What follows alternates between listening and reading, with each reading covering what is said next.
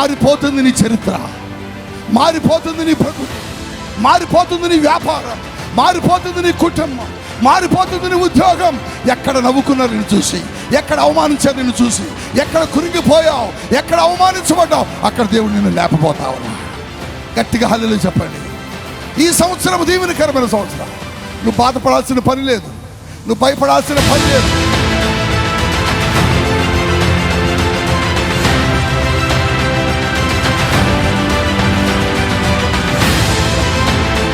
This is prophecy for 2026. ఇది ప్రవచనాత్మకమైన మాట. నీతో దేవుడు మాట్లాడుతున్నాడు. 2025లో చూసిన పేదరికం, 2025లో నువ్వు అనిపించిన శ్రమ, 2025లో అనిపించిన కష్టం, 2025లో నువ్వు అనుభవించినటువంటి అవమానాలు 2026లో నువ్వు చూడవు అని దేవుడు మాట్లాడుతున్నా.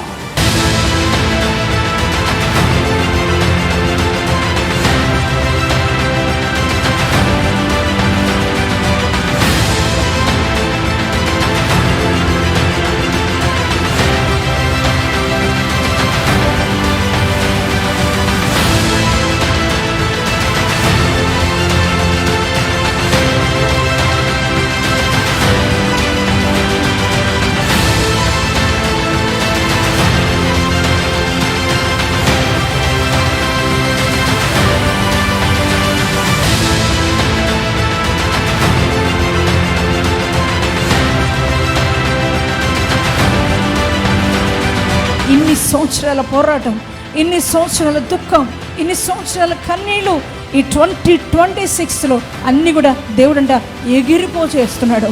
నీ దుఃఖం అంతా తొలగించి నీకు నీ జీవితంలో నిట్టూర్పులన్నీ తీసివేసి దేవాది దేవుడు నీ జీవితాన్ని ఆనందింపచేయబోతున్నాడు. నవంబర్లో వచ్చేసరికి నాకు పక్షవాతం వచ్చింది. పక్షవాతం వచ్చినాక అయ్యగారు కూడా పేరుతో పిలిచారు. నా పేరు అసలు ఏం తెలియదు, నా కులంతో సహా పిలిచారు. ఒక ముస్లిం సహోదరు షేక్ గౌస్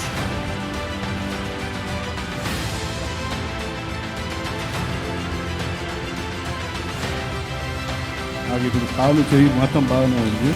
యాక్చువల్లీ మేము ఇది ఫస్ట్ టైం ఇక్కడికి రావడం. మేము వేరే మినిస్ట్రీకి వెళ్తాము. అయితే మా సిస్టర్ ఏం చెప్పారంటే ఇక్కడ పేరు పెట్టి పిలుస్తారు, ఆ పరిశుద్ధాత్మ అభిషేకంని మీరు డైరెక్ట్గా ఎక్స్పీరియన్స్ చేయగలరు అని చెప్పారు. మాకు మా మినిస్ట్రీ మీదే చాలా నమ్మకం ఉండేది, కానీ వచ్చి చూస్తే నిజంగా దానికంటే ఎక్కువ ఉంది. చాలా powerful and mightiness of God we can experience, and I can see that Holy Spirit is true, and Pastor Garu whatever he is teaching is true, and he is a powerful man, I can say. నా కొడుకు 7 సంవత్సరాల నుంచి నడవలేదు, ఇంకా నుంచే నడవలేదు. ఇక్కడికి ఒక నెల రాగానే 15 రోజులకే సైకిల్ పెట్టాను. నా కొడుకు హాస్పిటల్ వేసుకుని కూర్చోకుండా 2 సార్లు ఎన్నిక వేసుకుంటాను. ఇప్పుడు హాస్పిటల్ వేసుకొని మనకు తల్లాకుండా హాస్పిటల్ వేసుకుంటున్నాడు, మంచి కూర్చోగలుగుతున్నాడు. గంటైనా కూర్చున్నాడు, 5 నిమిషాలు కూర్చోలేదు. తర్వాత వస్తా అనుకుని వేస్తాయా ఇలాగైనా, అంటే అన్ఎక్స్పెక్టెడ్గా కదా నేను ఇక్కడికి వస్తుంది, ఎలాగైనా నన్ను దర్శించయ్యా అని. ఇప్పుడు ఆయిల్ ఎలాంటి మళ్ళీ అందరు చేసేటప్పుడు ఆపి అయ్యగారు నాకు దేవుడు ప్రవచనం మాట్లాడడం జరిగింది. నేనైతే ఆంతం వేస్తాయా, నన్నైతే నిరుత్సాహంగా మాత్రం పంపించు, నా ఆశలు తీర్చు, ఎలాగైనా నాతో మాట్లాడాలి. చివరి నిమిషంలో నా ఆశ తీర్చు, గొప్ప కార్యాలు చూస్తారు ఇక్కడికి వచ్చిన వాళ్ళు. అయితే ఈరోజైతే నా జీవితంలో మర్చిపోలేని రోజు, నా ఆశ దేవుడు తీర్చేది రోజు. అసలు అలా ఆడుకోవడానికి లేదు, వచ్చి అనుభవిస్తే కానీ తెలియదు. ఆ దేవుని యొక్క ఆ ఎనాయింటింగ్ అనేది అది అనుభవిస్తేనే తెలుస్తుంది. కాబట్టి చూడకుండా ఎవరు కూడా మాట్లాడకూడదు. దేవుడు గొప్ప కార్యాలు ఇక్కడికి వచ్చి చూస్తే అనుభవిస్తారు. 2 సంవత్సరాలైంది నాకు పెళ్ళి, గర్భఫలం లేదు. పాస్టర్ గారు ప్రార్థన చేయగానే నాకు గర్భఫలం ఇచ్చాడు. ఇప్పుడు 5వ నెల. మా అమ్మకి చెవులో ఇన్ఫెక్షన్ ఉండేది, చెవులో ఉండిపడింది. డాడీ గారు ప్రవచనాత్మకంగా నీ పక్షం నేనున్నా అన్న మాట ఒకటి ఇప్పటికీ నా చెవుడు వినపడతానే ఉంటుంది. చాలా హాస్పిటల్ చుట్టూ తిరిగి నాకైతే ఇసుకు వేసారిపోయా. ఇంక ప్రార్థన చేస్తూ ఉంటే దేవుడు ఒక డాక్టర్ని చూపించాడు, మెడిసిన్ చూపించాడు. తండ్రి కుమార పరిశుద్ధాత్మ నామములో వేయటం ప్రారంభించాడు. ఆ చెవు మన చెవులాగా అయిపోయింది, ఆ గెజ్జలు గూడిపోయినాయి, ఆ ఇన్ఫెక్షన్ పోయింది. తర్వాత చెవులో ఆ పుండు కూడా మానిపోయింది. ఈ సహోదరి బ్రెస్ట్లో గడ్డలు ఉండేదంటండి. అయితే 2024 నుంచి తైలాభిషేక ఆరాధనకు వారు వస్తున్నారు. ఈ తైలాభిషేక ఆరాధనలో పాల్గొని దైవజనుల చేత ప్రార్థన చేయించుకున్నప్పుడు మరి దైవజనులు ప్రార్థించిన ప్రేరాలు కూడా తీసుకొని వెళ్ళి అప్లై చేసుకోవడం జరిగింది. అద్భుత రీతిగా మరి ఆ బ్రెస్ట్లో ఉన్న ఆ కణితి అనేది కరిగిపోయిందంటండి. వారు అల్లుడు గారికి కూడా క్యాన్సర్ ఉందని చెప్పన్నారంట. ఆ సహోదరుని ఇక్కడ తీసుకొచ్చి ప్రార్థన చేయించారండి. ఇక్కడ ప్రార్థన చేయించిన తర్వాత దైవజనులు ప్రార్థించిన తర్వాత ఆ కుమారుడికి క్యాన్సర్ నుంచి, ప్రతి బలహీనత నుంచి దేవుడు విడుదలిచ్చి ఆరోగ్యంగా ఉంచిన దేవాదేవుని గట్టిగా చెప్పలు కూడా దేవునికి స్తోత్రం చెప్దాం.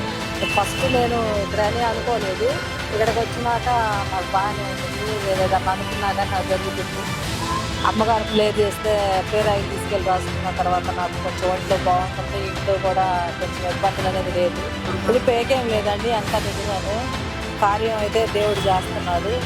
ఇదంతా చెప్పుకోవటం అబద్ధాలండి. ఇదైతే కార్యం చేస్తున్నాడు, మంచిగా జరుగుతుంది. ఇక్కడికి వచ్చిన వాళ్ళంతా బాగుపడుతున్నారు. మా అబ్బాయి 2025లో వాడు ఇంటర్వ్యూలో ఇన్ఫోసిస్ కంపెనీలో వేస్తున్నాడు ఆల్రెడీ.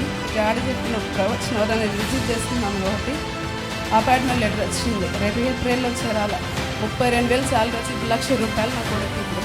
అండ్ ఫస్ట్ టైం మేము ఇక్కడికి వచ్చింది. మేము వేరే మినిస్ట్రీకి వెళ్ళే వాళ్ళం. మా కజిన్ చెప్తే ఇక్కడికి వచ్చాము. So we are very touched by the prayer and it touched our heart. We felt very prayerful, the Holy Spirit anointing, and we are very happy and blessed. No, it's not fake. Jesus is the real true God. Jesus is only the Lord. సరే, ఆయనైతే ఈ hall అంత దూరం కూడా నడవలేని పరిస్థితుల్లో ఉండేవాళ్ళు. నేను నడవలేను, కనీసం ఒక 10 అడుగులైనా సరే నేను ఏసీ బస్ స్టాండ్ దగ్గరికి కూడా నడవలేని పరిస్థితుల్లో ఉన్నానని చెప్పేసి అన్ని బాధపడుతూ ఉండేవాళ్ళు. అప్పుడు నేను తైలాభిషేక ఆరాధనకు వచ్చినప్పుడు ఈ ప్రేయర్ ఆయిల్ తీసుకుని వెళ్ళి ఆయన కాళ్ళకి అప్లై చేసేదాన్ని.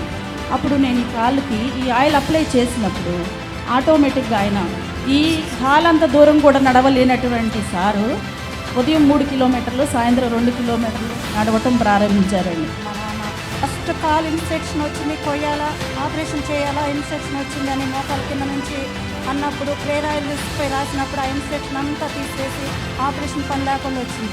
కిడ్నీలో రాళ్ళు ఉన్నాయి. మా అమ్మాయే డాక్టర్, తాతయ్యకి ఆపరేషన్ చేయాలమ్మా, ఇవి తొలగిపోవు అని అన్నాడు. కానీ ప్రేయర్ ఆయిల్ 3 రోజులు వాటర్లో కలుపుకొని తాగినప్పుడు అవి వాటంతటా అవే పడిపోయినాయి టాయిలెట్ ద్వారాగా. తొంటిలో కాలు ఎరిగింది.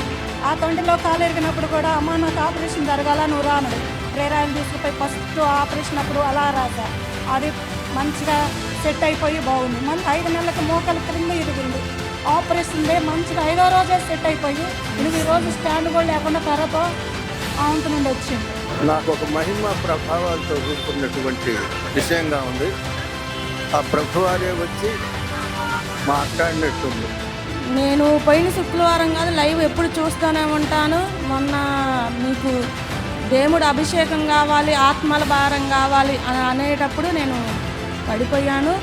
మళ్ళీ అదిగాక ఇక్కడికి వచ్చినాకే నాకు దేవుడి గురించి తెలిసింది. అదివరకు అన్నురాలని నేను పూజలు చేస్తాను. ఇక్కడికి వచ్చినాక నా స్వస్థ దేవుడు అంటే విలువ, ఒక గౌరవం కానీ ఇంకా ఏదైనా సరే ఆయనలోనే ఎదగాలి, ఆయనతోనే ఉండాలి. చచ్చిపోయిన ఆయన గురించే, బతికిన ఆయన గురించే అనుకున్నాను. నాకు చాలా మేలు చేశాడు, చేస్తానని అన్నాడు. నాకు ఏమీ తెలవదు. ఇక్కడికి వచ్చిన డాడీ దగ్గరికి, మమ్మీ దగ్గరికి వచ్చినాకే నాకు స్వస్థత కానీ ఇంక ఏదైనా సరే తెలుసుకోలేకపోయాను. ఇప్పుడు తెలుసుకుంటున్నాను. ఎవరైనా సరే నా సాక్షి విని తెలుసుకోండి. వ్యర్థమయ్యి నిజమైన దేవుడు యేసు ప్రభువునే. అవును, మేము ముస్లిమ్స్ అండి. ఉన్నది ఒక యేసయ్య మాత్రమే మనకి. అట్లా అని అది వాళ్ళని అంటున్నారు, అది ఫేక్ అని అంటున్నారు. ఒకసారి చెప్పండి వాళ్ళకి వచ్చి, మేము వెళ్తున్నాము, మేము కళ్ళతో చూస్తున్నాం, మన పేర్లు కూడా వాళ్ళకి తెలియదు, ఆయన పేరు పెట్టి పిలుస్తున్నారు, ఇక్కడ యేసయ్యే ఉన్నాడు. ఆ పాపకి ఓవర్ కంపెనీలో జాబ్ వచ్చిందండి. అది ఇంటి నుండి చేసే జాబ్ అండి. నైట్ జాబ్ చేయటం మాకు ఇష్టం లేదన్నప్పుడు వాళ్ళు ఇచ్చిన ల్యాప్టాప్కి లాక్ వేసేసారండి. ప్రభువా మరి ఎన్నో మేలు చేశావు, ఈ పరిశుద్ధాత్మ తైలాభిషేకంకి వచ్చాను నేను, ఆ జాబు ఉండేటట్టు సహాయం చేయయ్యా. మరి ఆ జాబ్ ఉన్నప్పుడు నేను ఒక నెలలో వెళ్ళి సాక్ష్యం చెప్పుకుంటాను అన్నానండి. అలా అన్నప్పుడు వాళ్ళే రమ్మని పిలిచారండి. వద్దన్నోళ్ళు పిలిచి సరేలేమ్మా నైట్ పూట వద్దంటున్నారు కదా మీ ఇంట్లో, సరే పగలపూట వచ్చేసి ఉదయం నుంచి సాయంత్రం వరకు ఆఫీస్లోనే చేయమ్మా అని చెప్పేసి అన్నారండి. మరి మా పెద్ద బాబు డెంటల్ డాక్టర్ అండి సిబార్ కాలేజీలో. ప్రస్తుతం ఎగ్జామ్ రాయటానికి అమ్మ ప్రార్థన చేయంటే నేను ఆ తైలాభిషేకం ఇక్కడ తీసుకెళ్ళా కదండి, ఆ నూనె రాసి ప్రార్థన చేసి నువ్వు కూడా చేసుకో బాబు అని చెప్పేదానండి. మరి ఆ ప్రోస్తో ఎగ్జామ్ కూడా పాస్ అయ్యి అక్కడ ఆ బిడ్డకు కూడా చిన్న జాబ్ ఇచ్చాడండి. మరి మా చిన్న బాబు కూడా బీటెక్ చదువుతున్నాడండి. ఆ బాబుకు కూడా నేను రోజు కాలేజీకి వెళ్ళేటప్పుడు ఆ తైలాభిషేకం పెట్టి పంపిస్తానండి. ఏదైనా చిన్న అనారోగ్యాలు వచ్చినా దేవుడు స్వస్థపరుస్తున్నాడండి. వాక్యాన్ని బట్టి దేవుడు అద్భుతాలు చేస్తారు అదైతే తెలుసుకున్నానండి. నేను ఒకవేళ చూడకపోతే నమ్మకపోయేదాన్ని. నేను వచ్చి రియల్గా చూశాను కాబట్టి నేను నమ్ముతున్నాను. నమ్మొచ్చండి, అందరు నమ్మచ్చు. మెడ నొప్పి, గొంతు నొప్పి, కళ్ళు నొప్పి 3 ఒకేసారి వస్తున్నాయి. నోరు తెరిచి మాట్లాడలేని స్థితిలో ఉన్నాను. హాస్పిటల్కి వెళ్తే అమ్మ నీ కొడి ప్రక్కన అన్నారు, కొంచెం అరిగింది, నువ్వు కింద పడుకోవద్దు, ఏ ఫోన్ చేయొద్దన్నారు. అక్కడ అంతరాలని ఇక్కడ అంతరాలని నాకు శ్మశానాల్లో బాగు చేశారు, పొలిమేరలో బాగు చేశారు, ఇంట్లో బాగు చేశారు. కానీ అయ్యా నాకు ప్రతిరోజు చనిపోని ప్రేరేపణ వస్తుంది. నా బిడ్డలు దిగించే వాళ్ళు ఎవరు లేరు. అవి ప్రార్థన చేసుకున్నప్పుడు నువ్వే స్వస్థతనియాలని ప్రార్థన చేసుకొని పడుకున్న తర్వాత బాలవర్తి అయ్య గారు నా కల్లోకి వచ్చి నాలో ఉన్న చీకటిని కాలితో తొక్కివేశారు. ఆ నైట్ నాకు ఎంతో మనశ్శాంతి ఉంది. ఇక్కడ అద్భుతాలు, స్వస్థత ఆరాధన బాగా జరిగిద్ది. పాల్బుద్ధి మినిస్ట్రీస్ అయ్యగారు బాగా వాక్య పరిచయం చేస్తారు. ఇక్కడికి వచ్చి అనేక మంది బలపడుతున్నారు. ఇక్కడ స్వస్థత ఆరాధన అద్భుతంగా ఎంతోమంది రక్షింపబడుతున్నారు. రక్షణ లేని వంటి రక్షణ కూడా దేవుడు రక్షింపబడవచ్చు. ఇక్కడ ఫేక్ కాదు, చాలా అద్భుతంగా జరుగుతున్నాయి. వచ్చి చూడండి. మా పాపకి బ్లీడింగ్ ప్రాబ్లము డాక్టర్ గారు తీసుకుంటే 5-6 నెలలు మళ్ళీ వాటర్ పట్టిద్దామన్నారు. పోయిన నెలలు ప్రార్థనకి తీసుకొస్తే మా అమ్మాయికి నా ప్రాబ్లం ఆరోగ్యానికి వస్తున్నాను. అయితే నేను పడిపోయినాను. ఫస్ట్ గారు ఇచ్చింది. అప్పటి నుంచి షుగర్ వచ్చింది. సిస్టర్ దివ్య,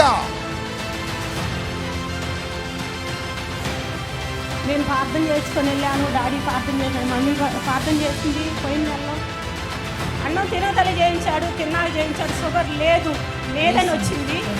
కళ్ళు ఆపరేషన్ జరిగిందంట. ఒకరోజు కళ్ళలో నలక పడిందంట. కళ్ళల్లో ఆ నలక తీయించుకున్నారంట. కళ్ళన్నీ వాసిపోయినాయంట.